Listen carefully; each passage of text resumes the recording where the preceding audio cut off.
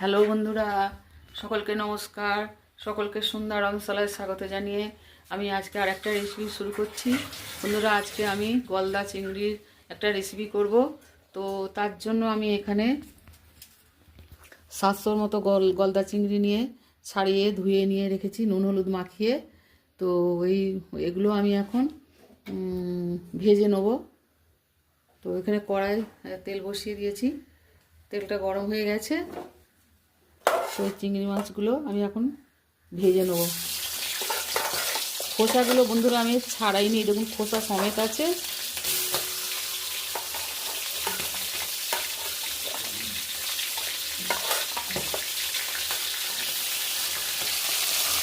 এগুলো আস্তে আস্তে এগুলো হালকা হালকা করে সেই যে লাল রং হয়ে আসবে সেই তখন তুলে নেব।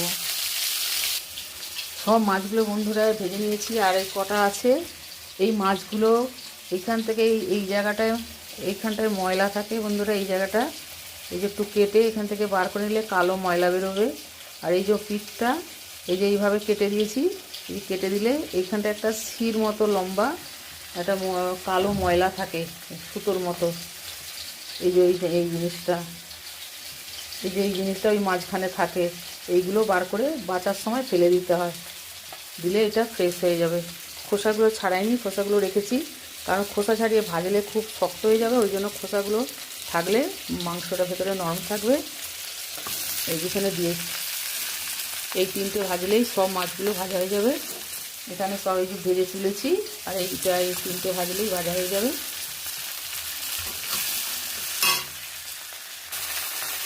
মাছগুলো ভাজা হয়ে গেছে, এবার তুলে নেব।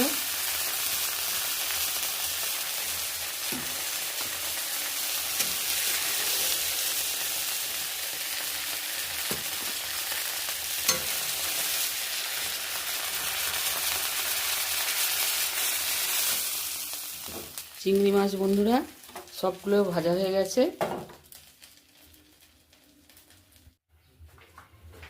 কড়াই বন্ধুরা 3 টেবিল চামচ মতো তেল দিয়েছি মাছ ভেজে রেখে। এবার এতে একটু জিরে ফোড়ন দিচ্ছি। জিরে ফোড়ন দিয়ে দিয়েছি। এবার একটু পেঁয়াজ বাটা,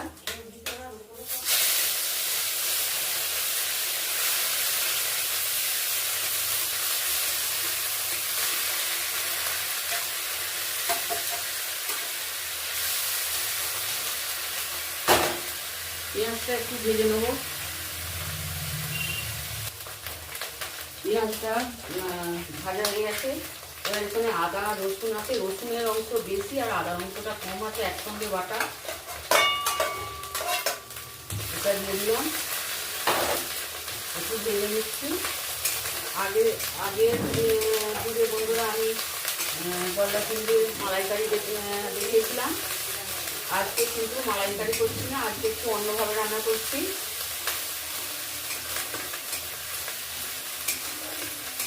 প্রথম থেকে শেষ পর্যন্ত দেখবেন, আশা করছি আপনাদের এটা খুবই ভালো লাগবে। এইবার এটা রসুনটা ভাজা হয়ে গেছে, এতে টমেটো কুচি দিয়ে দিচ্ছি দুখানা,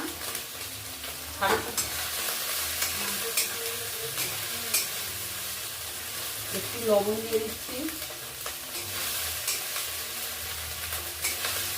লবণটা দিলে টমেটোটা তাড়াতাড়ি নরম হয়ে যাবে। এতে এবার ঝাল লঙ্কার গুঁড়ো 1/2 চামচের মতো, আর 1 চামচ হলুদের গুঁড়ো 1 চামচ হবে।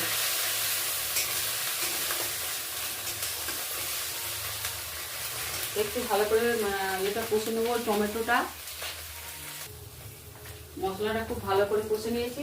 মশলা ধোয়ার একটু জল দিয়ে আর 1 চামচ কাশ্মীরি লঙ্কার গুঁড়ো দিয়ে বন্ধুরা এটা কষে নিয়েছি।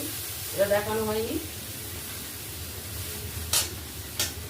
এতে 1/2 চামচের মতো গরম মশলার গুঁড়ো দিচ্ছি।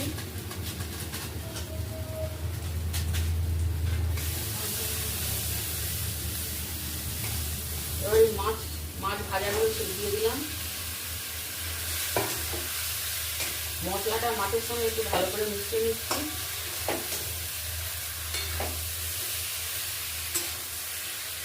এবার লাস্টে এসে আমি একটু এই যে দু চামচ করে কালো সর্ষে আর সাদা সর্ষে বাটা, আর আছে এক চামচ কাঁচা লঙ্কা বাটা, এটাও একটু দিয়ে দিচ্ছি।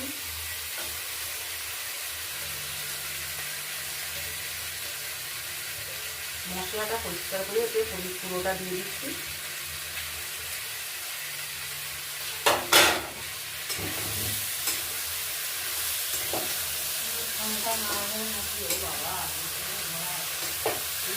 এটা এবার কষে নিচ্ছি একটু।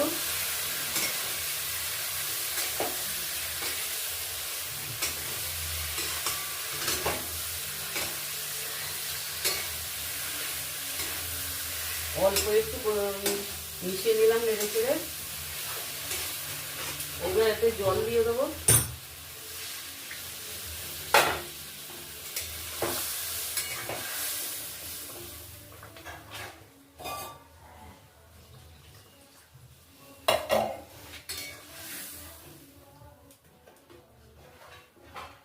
রসা মতো হবে, খুব শুকনো হবে না, খুব বেশি ঝোলও হবে না, হালকা হালকা থাকবে।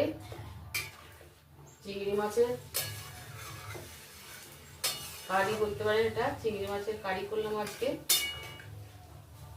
ঝোলও হবে না, এটা চিংড়ি মাছের কারি তৈরি হচ্ছে। তো এবার এতে আমি লবণ দিয়ে দেবো। লবণটা অল্প মশলার সঙ্গে দিয়েছিলাম, এবার স্বাদ মতো লবণটা দিয়ে দিচ্ছি।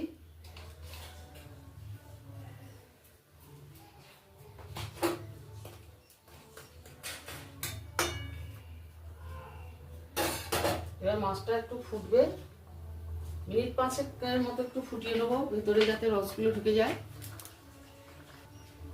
এতে কয়েক দানা চিনি দিয়ে দেবো, চিনিটা দেওয়া হয়নি। এই যে 1/2 চামচের মতো।